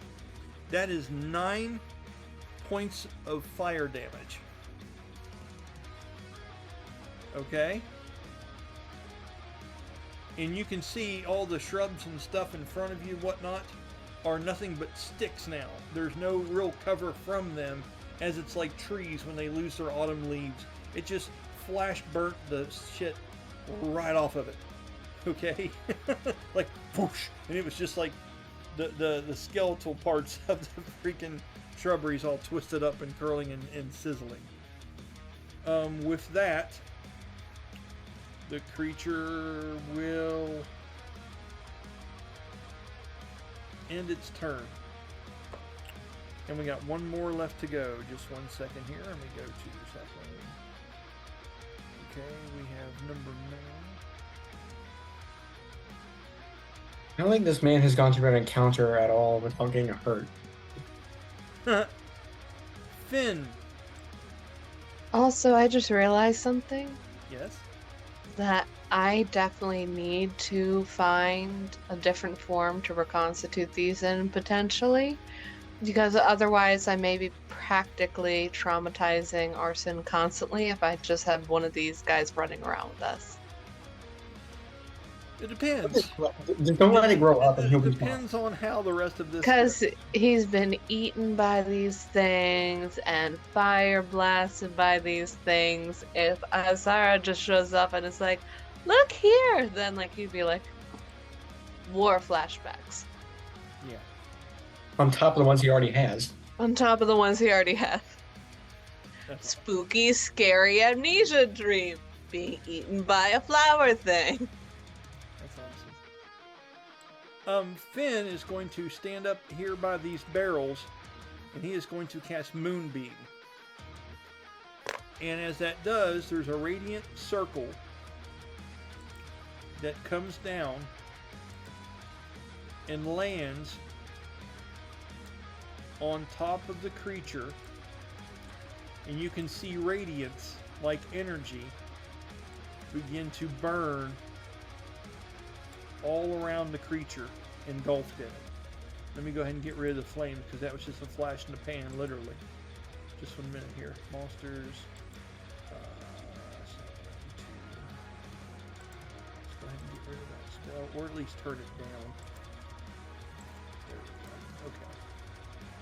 go. Okay. Okay, and as he does that, he draws forth his blades and begins to start some kind of ritualistic, or more like a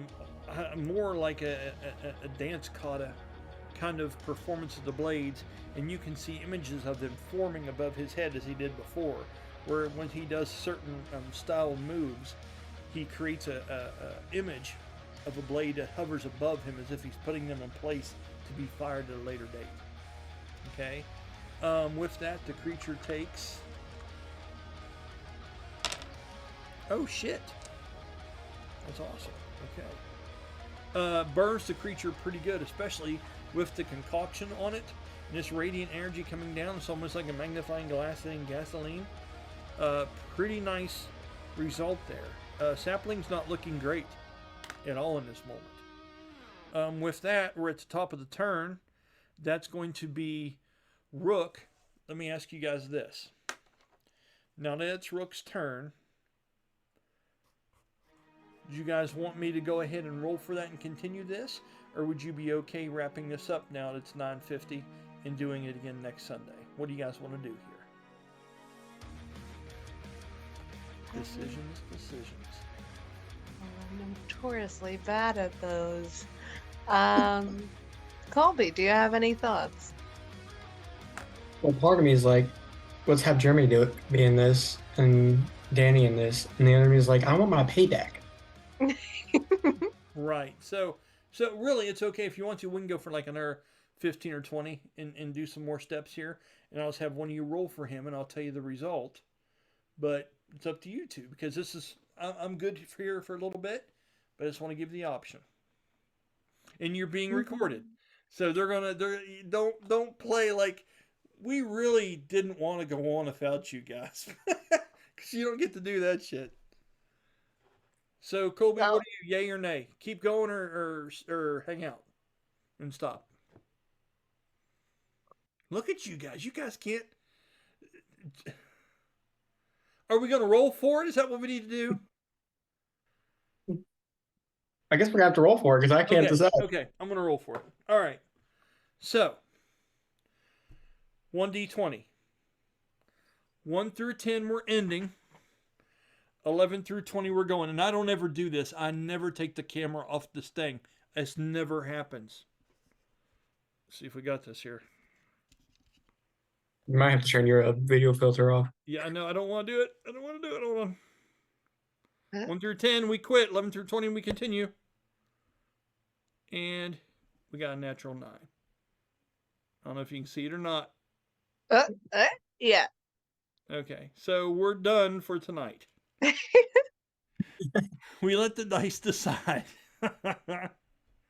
All right. So, with that, Jeremy will come back into this, and he kind of has a game plan, and that'll be fine. This is told all night tonight was fun either way. I like hanging out with you guys. Had some really cool stuff go down here. Got some neat pieces to the puzzle moving. Danny's concentrating on a moonbeam. We've got flash fires going out. We got cannibalism. We got someone trying to save a young one possibly and turn into something and give it a little kissing and blessings. Just hoping to God that we can make a decent being out of one of these creatures. Got a perfectly 30 by 30 foot square of fog that is gone because of extinguished water. I don't know what you would call the spell. All kinds of goofy shit going on, but I'm enjoying it. I'll go ahead and do our goodbyes, so we'll hang out for a minute and stop doing our shit. Let me get ready. Okay, so once again, want to thank everybody for joining in tonight, especially Jeremy, which he's been on work call all night long, so we appreciate the time we were able to have with him. I'm Brian. That's Bella. That's Colby. And we would like to thank you for showing up, and we will see you again to create another Tale of Ulran. Later.